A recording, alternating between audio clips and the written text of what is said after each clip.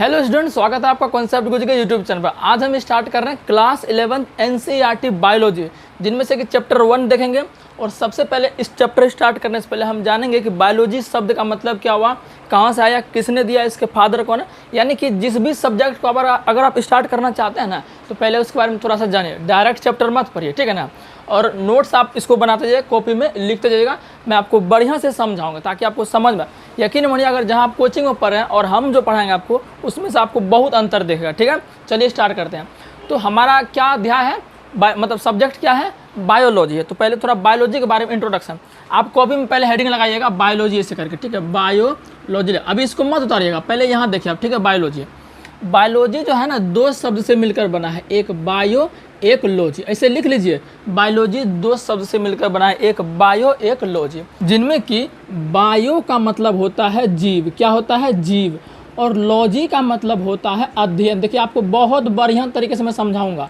Bio का मतलब जीव होता है, लॉजी का मतलब अध्ययन होता है, या लॉजी का मतलब विज्ञान भी होता है। क्या होता है लॉजी का मतलब, विज्ञान भी होता है। तो अध्ययन बोलिए, विज्ञान बोलिए, एक ही बात हुआ।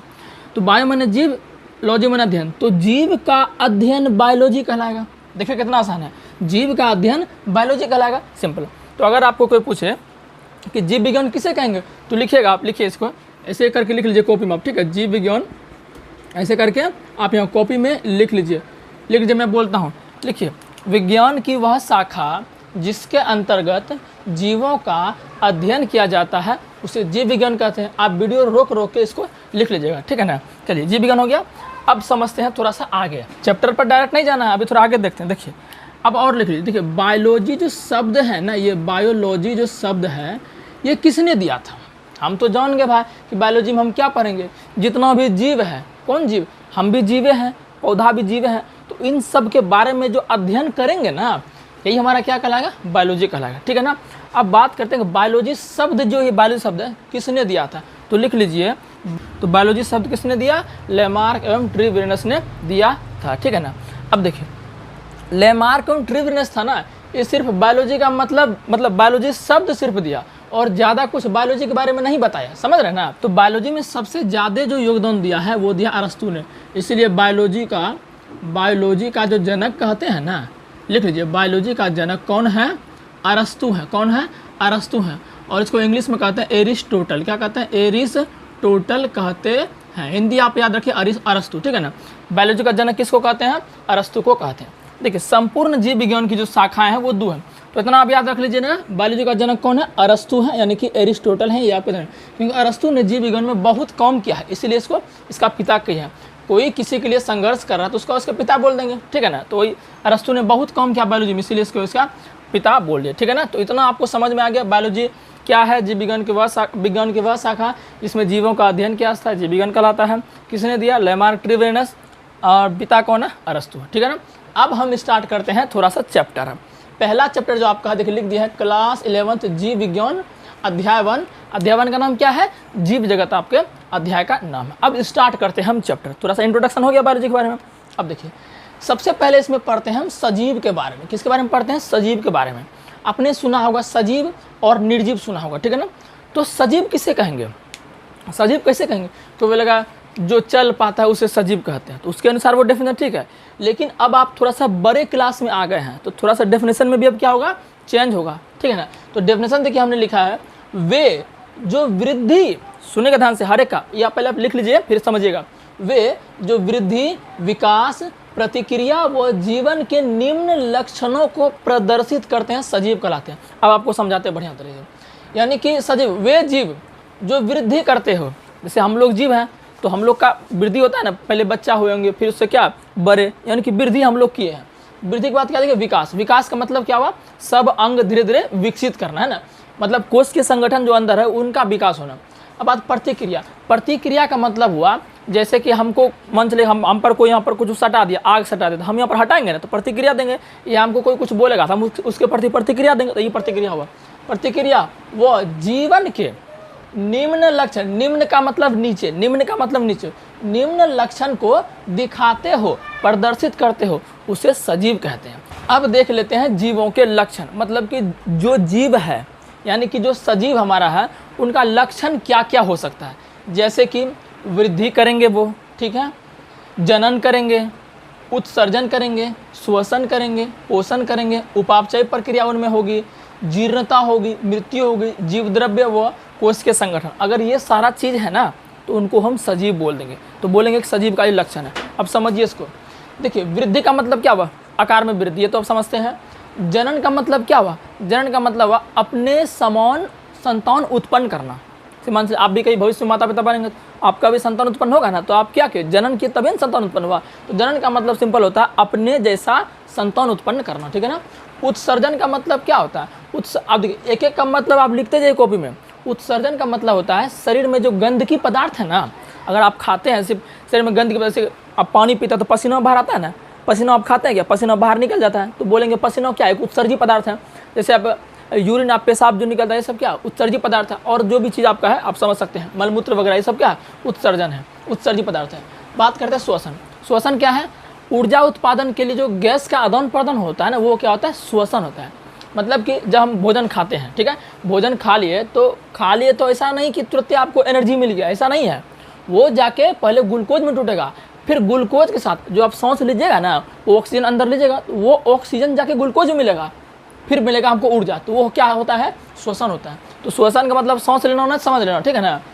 अब बात करते हैं पोषण। पोषण का मतलब क्या हुआ, पोषक तत्व को लेने की प्रक्रिया, मतलब जो भोजन हम खा रहे हैं तो वो प्रक्रिया क्या है, पोषण है, ठीक है ना।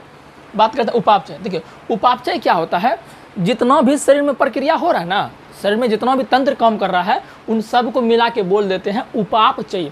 जैसे कि आपका पाचन तंत्र का अलग काम होगा, उत्सर्जन तंत्र का अलग काम होगा, है ना, रक्त परिसंचरण तंत्र का अलग काम होगा। तो जितना भी तंत्र शरीर में काम कर रहा है, भोजन खा रहे हैं, पच रहा है ना, यहाँ पसीना निकल रहा है, भूख लग रहा है, तो जितना भी सारा चीज़ हो रहा है ना शरीर में, तो उसको बोलते हैं उपापचयी प्रक्रिया बोलते हैं। समझ आ गया होगा ना। अब बात करते हैं जीर्णता। जीर्णता का मतलब होता है बूढ़ापा। क्या होता है, बूढ़ापा। क्या सजीव बूढ़ाता ना है, आप एक दिन नहीं बूढ़ाइएगा, बिल्कुल बूढ़ाइएगा। मृत्यु, आप नहीं मरिएगा, बिल्कुल कभी जरूर मरिएगा, अभी नहीं, जब समय हो जाएगा तब, है ना। जीव द्रव्य।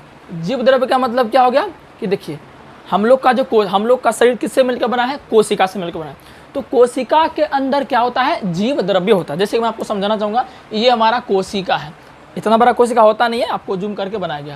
ये कोशिका में होता है केंद्रक। क्या होता है, केंद्रक। ये केंद्रक में पाया जाता है केंद्रक द्रव, और इसके चारों ओर हमारा पाया जाता है कोशिका द्रव पाया जाता है। तो कोशिका द्रव और ये केंद्रक द्रव दोनों को मिला देते हैं तो वो बनता है जीव द्रव्य। समझ गए ना। तो जीव द्रव्य जो है जीवन की भौतिक इकाई होती है, ठीक है ना। जीव द्रव्य समझ गया। अब कोश के संगठन। कोश के संगठन मतलब क्या हुआ कि कोशिका का जो अंग है ना, उसमें बहुत सारा अंग होता है। कोशिका के अंदर बहुत सारा अंग होता है, जैसे आपको माइटोकॉन्ड्रिया होता है, लाइसोसोम होता है ना, तारक क्या होता है। तो इन सब का संगठन कैसा है, डीएनए आरएनए का संगठन कैसा है, बनावट कैसा है, ये आपका क्या हो जाता है, कोश के संगठन। तो ये सब अगर लक्षण है ना, तो उनको बोलेंगे ये सजीव है। ये क्या सजीव है। अब बात करते हैं कि एक होता है आपका विशिष्ट लक्षण, एक क्या होता है, विशिष्ट लक्षण। तो आप हेडिंग लगाइए विशिष्ट लक्षण। हमने यहाँ नहीं लिखा है, लेकिन आप लिखिए विशिष्ट लक्षण, ठीक है ना। विशिष्ट लक्षण का मतलब वैसे लक्षण जो 100% सत्य हो, मतलब बिल्कुल सत्य, गलत बिल्कुल नहीं हो सकता है। तो सजीव का विशिष्ट लक्षण क्या है, एग्जाम में पूछेगा कि निम्नलिखित में से कौन सजीव का विशिष्ट लक्षण है। तो इनमें से देखिए बहुत लक्षण दिया गया है, बात को समझ रहे हैं ना। इनमें से क्या है, बहुत लक्षण दिया गया है, तो कौन सा विशिष्ट लक्षण है ये हमें देखना है। बात करते हैं वृद्धि का। वृद्धि क्या खाली हम ये लोग करते हैं, हम लोग तो सजीव है। निर्जीव वृद्धि ना करता है, निर्जीव भी वृद्धि करता है। कैसे, जैसे आपका पहाड़ हो गया, पहाड़ हो गया ना, पहाड़ हो गया, आपने देखा होगा रेत का टीला देखा होगा ना, ग्लेशियर सब देखा होगा। तो पहाड़ वृद्धि ना करता है, बिल्कुल करता है। आप देखेंगे पहाड़ अब इतना बड़ा है तो उस पर क्या होता है ना, धूल मिट्टी कण आकर चिपक जाता है, तो वही क्या करता है, परत बनाते जाता है। तो आपको लगता है कि पहाड़ इतना बड़ा था, थोड़ा सा भी इतना बड़ा हो गया, तो वृद्धि किया ना वो भी, लेकिन वो तो सजीव नहीं है। तो क्या वृद्धि सजीव हुआ, मतलब वृद्धि जो है विशिष्ट लक्षण बोल देंगे आप, वृद्धि को विशिष्ट लक्षण नहीं बोलेंगे, क्योंकि वृद्धि तो सजीव का है, सजीव निर्जीव दोनों का आ रहा है। लेकिन विशिष्ट लक्षण क्या होना चाहिए, 100% सत्य होना चाहिए, ठीक है ना। तो वृद्धि क्या आपका विशिष्ट लक्षण नहीं हुआ, ठीक है ना। अब बात करते हैं जनन का। जनन का मतलब क्या हुआ, अपने जैसा समान संतान। संतान का मतलब हुआ बेटा बेटी, ठीक है। अपने जैसा समान संतान उत्पन्न करने की प्रक्रिया जनन कहलाती है। क्या जनन विशिष्ट लक्षण है, जनन भी विशिष्ट लक्षण नहीं है। काहे, ठीक है, जनन तो ठीक है, मनुष्य जनन करता है, लेकिन कुछ सजीव ऐसे होते हैं, क्या बोले, कुछ सजीव ऐसे होते हैं जो कि जनन नहीं करते हैं। कुछ सजीव ऐसे होते हैं, सजीव ऐसे लिख लीजिए पॉइंट आप, कुछ सजीव ऐसे लिख लीजिए, पॉइंट करके नीचे लिख लीजिए, कुछ सजीव ऐसे होते हैं जो जनन नहीं करते हैं, आपको अभी बताते हैं, ठीक है ना। देखिए जैसे आपने सुना होगा खच्चर का नाम सुना होगा, खच्चर किसको बोलते हैं, म्यूल जिसको बोलते हैं, है ना। और वर्कर मधुमक्खी होता है ना।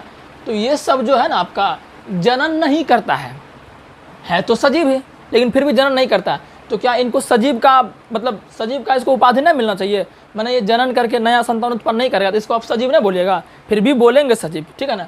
तो खच्चर जो है ना घोड़ा और गधा के मिलने से बनता है, घोड़ा और गधा के मिलने से क्या बनता है, खच्चर बनता है। तो खच्चर आपका जनन नहीं करता और वर्कर मधुमक्खी वो भी क्या जनन नहीं करता है, लेकिन है तो ये सजीव है। देखिए सजीवे में देखिए आपका जनन सब लोग नहीं कर रहा है, तो जनन भी विशिष्ट लक्षण नहीं है। उत्सर्जन क्या आपका ये विशिष्ट लक्षण है, उत्सर्जन, श्वसन, पोषण, उपापचय ये सभी आपका क्या है, विशिष्ट लक्षण है, ठीक है ना। अब बात करते हैं नेक्स्ट, सजीवों का शरीर कार्बनिक व अकार्बनिक पदार्थों से मिलकर बना होता है। मतलब हम लोग का जो शरीर है ना कार्बनिक व अकार्बनिक पदार्थों से मिलकर बना होता है। कार्बनिक पदार्थ क्या होता है, जिसमें कार्बन और हाइड्रोजन, उसे कार्बनिक पदार्थ कहते हैं। जिसमें कार्बन हाइड्रोजन के अलावा कुछ और हो, जैसे कार्बन के साथ ऑक्सीजन आ जाएगा तो वो अकार्बनिक पदार्थ होगा। तो ये पॉइंट ध्यान रखिए, जैसे कार्बन हाइड्रोजन ऑक्सीजन हो गया। कार्बन सबसे ज़्यादा होता है, 99% लगभग यही होता है, ठीक है ना। अब देखिए नेक्स्ट पॉइंट पढ़ते हैं, सबको आप लिखते जाइए। सजीव को मुख्यतः 2 भागों में बांटा गया है।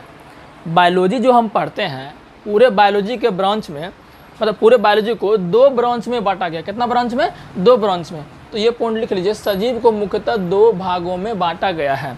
अब हम इनको देखते हैं कौन कौन भाग में। पहला भाग आप इसको लिखते जाइए ऐसे करके, जैसे हम लिख रहे हैं ना ऐसे लिखते जाइए। पहला भाग आपका हो जाता है, आपका पहला भाग हो जाता है जूलॉजी। क्या हो जाता है, जूलॉजी हो जाता है। दूसरा भाग आपका क्या हो जाता है, बॉटनी हो जाता है। क्या हो जाता है, बॉटनी हो जाता है। जूलॉजी का मतलब क्या हो गया, जंतु विज्ञान, इसको आप लिख लीजिए। जूलॉजी का माने जंतु विज्ञान हो गया, और बॉटनी का मतलब क्या हो गया आपका, वनस्पति विज्ञान हो गया। इस तरह से इसको लिख लीजिए, ठीक है ना। अब बात हम ये करेंगे कि सर जूलॉजी किसे कहेंगे, बॉटनी किसे कहेंगे, तो लिखते जाइए कि जंतु विज्ञान। जंतु माने क्या हो गया, आपको लग रहा होगा जंतु माने जानवर हो गए, नहीं, जंतु माने हम भी हुए, हम हो गए, और घोड़ा पशु जो भी है, बिल्ली कुत्ता, वो सब जंतु में आता, हम भी जंतु में आ गए और वो भी जंतु में आ गए, ठीक है ना। तो जंतु बोले आपको तो आप गुस्सा मत होना, क्योंकि जंतु मतलब हो गया हम भी हो गए और घोड़ा गधा भी, ये साइंस की भाषा में, बायोलॉजी की भाषा में, ठीक है ना। अब देखिए जंतु विज्ञान के भी जो फादर है ना वो कौन है, अरस्तु ही है। जीव विज्ञान के पिता भी अरस्तु ही होते हैं और जंतु विज्ञान के पिता भी अरस्तु ही होते हैं, ये पॉइंट आप याद रखिए। अब बात कर लेते हैं वनस्पति विज्ञान का। तो वनस्पति विज्ञान का हम जो है बोल देते हैं, आप इसको लिख लीजिएगा ना, ऐसे लंबा वीडियो हो जाएगा तो आपको देखने में थोड़ा प्रॉब्लम होगा। वनस्पति विज्ञान हम बोल देते हैं यहाँ पर, आप लिखते जाइएगा।